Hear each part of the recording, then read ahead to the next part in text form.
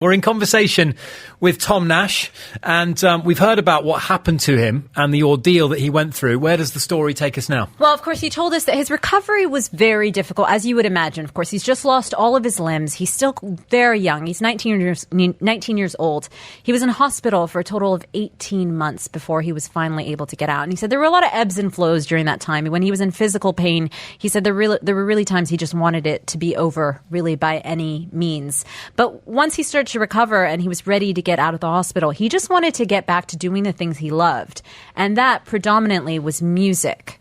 And he explained how learning how to play music again with this new set of prosthetics that he was working with, he really had to think differently. And this experience really helped him across all walks of life in terms of how he thought about challenges. I learned a lot about myself and vulnerability and the potential willpower that's often trapped inside each of us, which only seems to present when we're faced with adversity.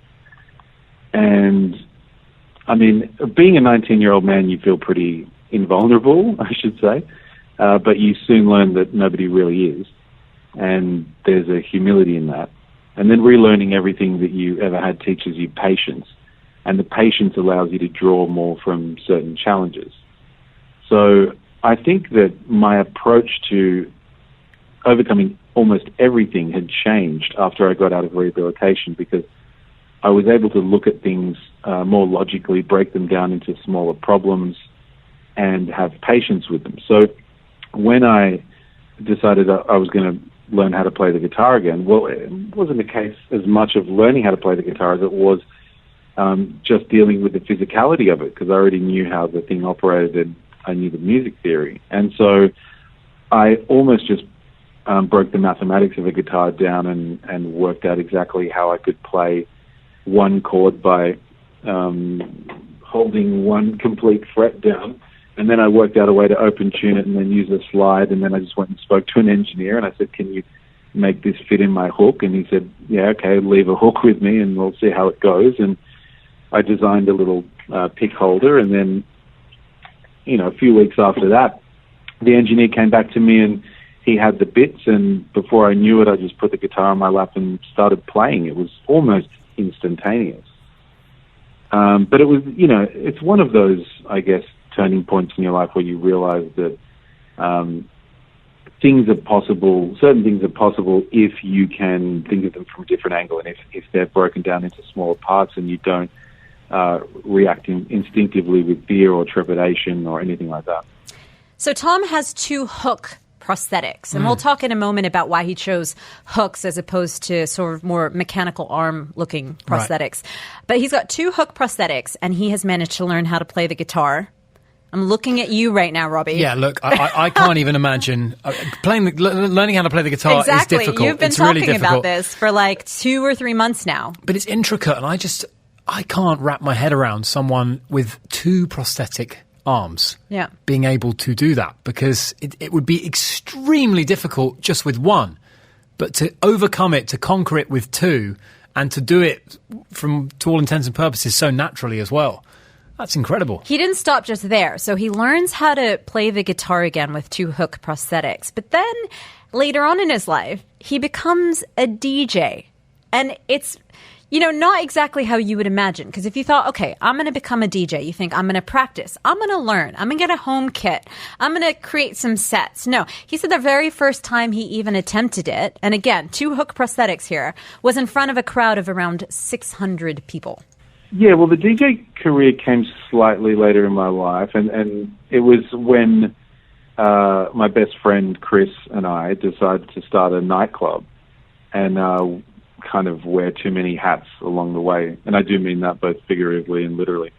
It's just something that we'd actually worked together in nightclubs before, just doing other odd jobs and bits and pieces, and we thought we could give it a pretty good shot of doing it ourselves. However, we were just starting out and we didn't have much money to pay anyone else. Chris had some experience DJing before, but I had none. And so I said, I'll just get up a bit later and just play. And it was our first night. And for some reason, we'd created a lot of hype around this night. And so a lot of people turned up. And I just had to start in front of them. That was it. It was being thrown in the deep end. That's crazy. Can you imagine? It's actually pretty striking visually when you see him do it because, he's just like any other DJ. He plays dance music. He's in a club. It has the same look. He didn't do a test run. Hooks. That his first attempt was in front of 600 people. Well, that takes an enormous degree of mental fortitude. Yeah, and this was back in the day a little bit. So he describes it as initially it was kind of a group of people that it didn't feel too formal. So he was able to he said he wasn't really mixing very well his first attempt. It was pretty just kind of playing tracks back to back. But eventually he did learn how to mix because he has been a DJ now for quite a long time. He said the party night that they started ran every single weekend for 13 years. They've only started to scale it back more recently. So him and his friend are still DJs at clubs. I can't say the name of the group live on air. But he made it sound really easy there. They just kind of went up and started playing. He didn't even really mention his hooks. But I asked him, what was it like? What is it like to DJ with hooks?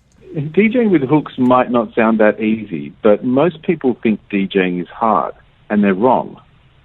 Because DJing is probably one of the easiest crafts one can ever master.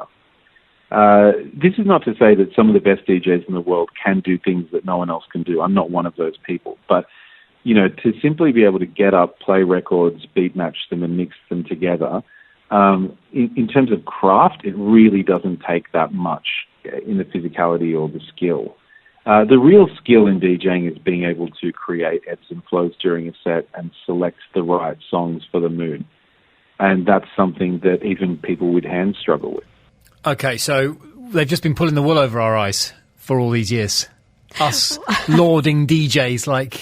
I'm sure if you're a DJ who produces music, obviously there's a lot of talent and skill in putting together beats and actually constructing a song. Like as you would think of, let's say, a Calvin Harris or a Steve Aoki, let's say. Sure. There is a lot of skill in terms of actually producing the music. But I think what Tom's saying is when you're up there and you're just kind of trying to mix, or what did he say, beat match? When you're trying to beat match, once you've learned that... Don't ask me for clarification.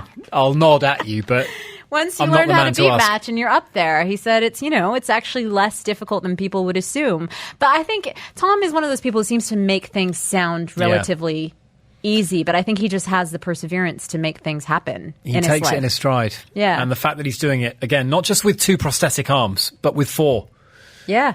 4 prosthetic limbs. Yeah. It's quite amazing. Quite amazing. I did ask him about why he decided to go with hooks, because for me, as a layperson, I would have thought that you would automatically go for the most advanced option. Nowadays, I think you see prosthetics out there that are 3D printed, that have sort of mechanical movement that mimics the structure of a hand, let's say. But he said he's really happy with his hooks. I rarely see them as an impediment, and I've mastered all the day-to-day tasks that anyone does with their hands.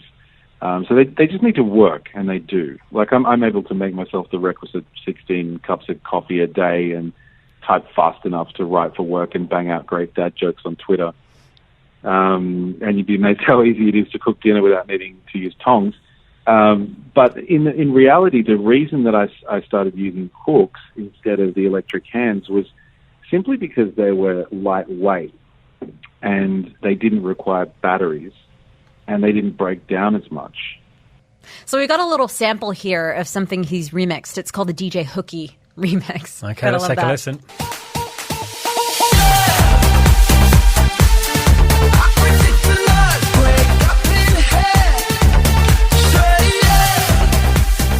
That's a remix of that. You will not hear this on Off Script often, that is for sure.